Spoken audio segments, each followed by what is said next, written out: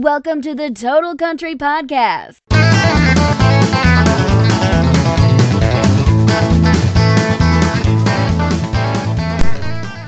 Hello and welcome to episode 3 of the Total Country Podcast, a weekly sit down with the who's who of the country world.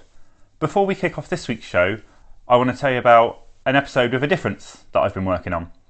One of my favourite festivals of the last year was Dixiefields, which was in Chelmsford, England. It was the first year of the festival and the lineup was packed with the likes of Remember Monday, Ward Thomas, Jackson Mickelson, Katie Hurt and a headliner in the tour de force that is Lauren Elena. The event was well run, the weather was stunning and as you could hear, the lineup was stellar. Sadly, due to coronavirus, it's not happening this year. So I had a sit down with the event organiser, Georgie Thorogood, and we had a really interesting chat. If you went to the festival last year or not, it's a must listen to get the behind the scenes and the creation on one of the best festivals in recent years. That's going to be out in the coming weeks, so keep an eye on the social media pages for that one. This week we're off to Nashville, Tennessee, by the way of Bowling Green, Kentucky, as I spoke to Southern Rock Supremo, Carl Daniel. Carl took the move to the front of the stage in 2018 after spending many years on the road touring with the likes of Jimmy Hall and Claire Dunn. Carl released his debut self-titled EP in March of that year, an honest 4-track release with a notable feature of Brent Cobb on the soulful, steel guitar-twanged Ain't No Difference.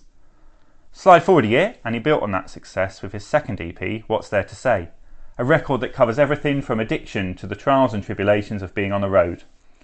He was on Rolling Stone magazine's Must Listen To list and was likened by them to fellow Kentucky native Chris Stapleton and Steve Earle, which aren't comparisons to be sniffed at.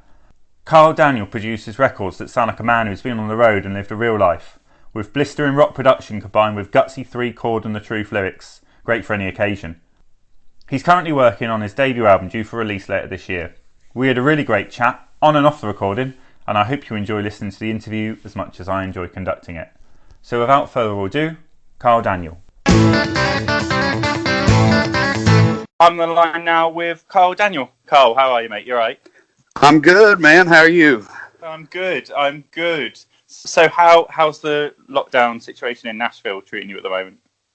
Man, it's honestly not that bad. I've tried to keep myself busy and done a ton of different home projects and tried to stay positive. I know it's obviously a very weird time and we're all kind of feeling the effects of it together. So I'm just trying to stay positive and stay busy, you know. I think that's what makes it so weird. It's like it's affecting basically the entire world. Absolutely. Yeah, absolutely. It's I talked to my grandmother's 95 years old and still sharp as a tack. You know, she's I've never seen anything like it because most folks that are my age that their grandparents are in their late 70s, early 80s, something like that, and they suffer from dementia. I had another grandmother that had dementia, and you start to see as people age, their memory goes, and man, I tell you what, she's still just on top of it all. And we were talking about it the other day because I said, have you ever seen anything like this? Like, has anything like this happened? Has there been a world scare? Or like what have you, a crisis around that has affected literally everyone. And she's like, for the first time, I heard her say, if there was, I don't remember it. Wow. And so she said, I don't think we've seen anything like this. No, so absolutely not. Crazy. So for someone who assumes on the road quite a fair amount of time, what's it like spending so much time at home? Well, it's given me a chance to do all of the things that I've neglected for the past 5 years I've lived here. So that's good. I got a chance to pressure wash and sand and stain and seal my deck, and I've got a big green egg smoker, so I'm big into that. And I bought a bunch of like aftermarket upgrade parts for it because I'm creating a mega egg now. Oh. And it's just a bunch of man stuff, That's what I've been up to.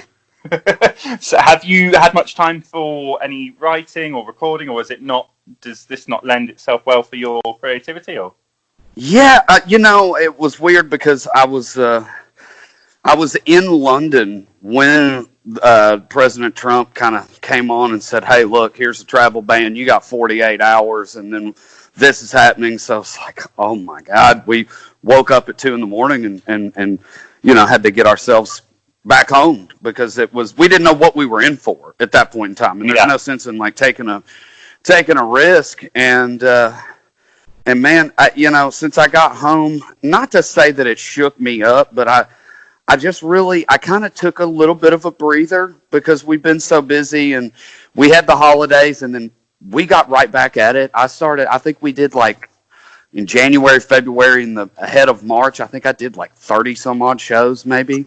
Yeah. 40 shows. And so we were right back at it, and we've got this new record that we're kind of got in the bullpen at this point in time, and I just wanted to take a little bit of a breather. I sometimes feel like it's good to reset and not wear yourself out on something that you do all the time, and it gives you a different perspective when you come back at it. And I've done a few different live streams. I went to school for music business. I did not go to school for production and technology. And there's definitely been a learning curve with all this audio video stuff. So it's a little wild. Do you enjoy doing the live stream stuff? To be completely honest, it's cool to see the fans' reaction. I personally don't. It's not my favorite. No, I don't love it. I don't get to see a true reaction, and it doesn't give me. I feel like it's engaging, but it's so distantly engaging that it almost I don't feel any part of it really, other than just try to sing the songs and do the songs to the best of my ability, and have some banter in between them, and maybe talk a little bit about the song or where it came from, who I wrote it with, or whatnot. But so, are you someone that enjoys being on the road? Is going around and making the connection with the fans sort of like your paramount aim? Absolutely. I think that's what you got to have, a traveling bone if you're a touring musician. You can't not, because there's a lot of it, and for me, it's the one thing that I do miss is they talk about social distancing. I mean, it is more physical distancing than it is anything, and I think that's what hurts for dudes like myself who enjoy that interaction with the fans, to give the fans a big bear hug and take a picture together after the show and say, "Hey, man, it was a really cool set, nice new songs," or what have you. Just to be able to sit and talk. Hey, how are the kids doing? What did you guys have for breakfast? Like, where's a cool spot to eat around here? None of that kind of stuff is happening right now, and I still get messages and I still interact with fans and am able to do that via social media, but it's a lot different when that's the only source of interaction that you have. When you have it alongside the touring and the physical interaction, it becomes just kind of part of it. But when that's your only means to connect with people, it really... I feel like there is such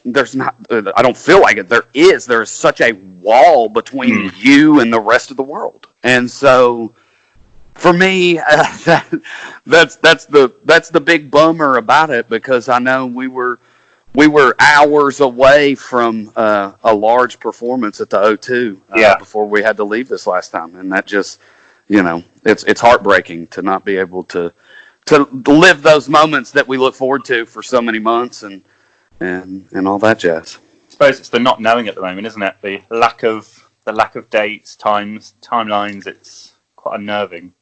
Right. Yeah. And my dad and I, obviously no parent wants their kid to come home at 16 and say, "I want to play guitar and I want to be a rock star." So I'm thankful that my parents have been just full-blown supportive of this entire journey, and so my dad and I talk every day. Oh. And he's been a real big guide in my career from a business standpoint, but also from a creative standpoint at times. I think that he's my number one mentor, and my hero, you know. And so we were talking the other day, and he works in the construction business and has owned a construction company for as long as I can remember, since I was a little chap. And he does commercial buildings, metal buildings, for like big warehouses and things of that nature. And so they're still doing what they're doing, but not as on as large of a scale. But he just said, look, son, you know, like, this is going to change everything. And I think that his insight on what could happen to live music altogether, the fact that there's going to probably be some nervousness for people to go out and go to sporting events, to go to a live concert in an arena, that we're kind of going to be dipping our toes in the water little by little until we finally get up to our waistline, and then finally it's like, okay, let's just, you know, dunk our head and everybody get back to normal. How long will that take? I think that's the part for me that I'm kind of sitting back going, is it going to be 2021 before we start really touring again? Is it going to be even longer than that? It's weird to kind of feel like you're in this waiting room of your life when your career is starting to kind of take off. Of course. So for people who are listening to this today, who perhaps have heard this but not heard your music yet, how would you describe your sound? Southern. I think that's probably the best description. It's got a little Southern rock, it's got a little country, it's got a little rock and roll and some classic rock and some blues and soul. And I try to draw from all the influences that I had growing up in Kentucky and put all that together and not necessarily reinvent the wheel, but create the best possible sound for my voice that I could. And I think that sounds Southern, it sounds Kentucky fried, you know, and bourbon washed. I think that's probably a good description of what it is. So you first came to the UK in October last year. You played Country Music Week at Bush Hall, and you supported Brandy Clark as well on some dates. How did you find your first experience in the UK and the fans?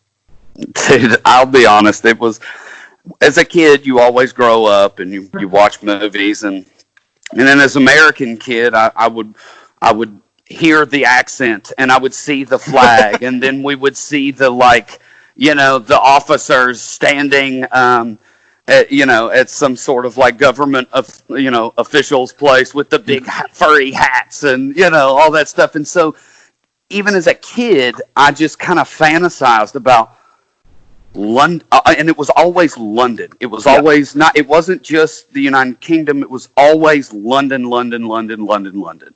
And to hear that we had the opportunity to come over and open up for Brandy Clark, which would be at Shepherd's Bush Empire, which would be equivalent to playing at like the Ryman Auditorium here in Nashville for your very first time.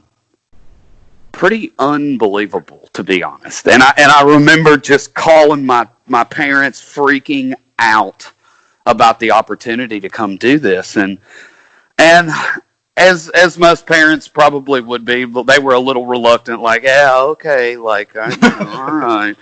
But once they saw the reaction, and myself as well, it's a whole different ballgame. The fans in the United Kingdom and in Europe are a completely different breed. And I explained it to my friends when we came back is, imagine your biggest super fan that you've got in the United States, now fill a room with them. Because that's exactly how they want to know about the songs. They want to know about your interests. They want to know about, you know, what you had for breakfast, like we were talking about earlier. You know, what kind of tricks can your dog do? And these are things that the fans just instantly kind of accepted me. And I remember specifically at that show, I think we played 30 minutes maximum in front of Brandy. It was Seth and I acoustic.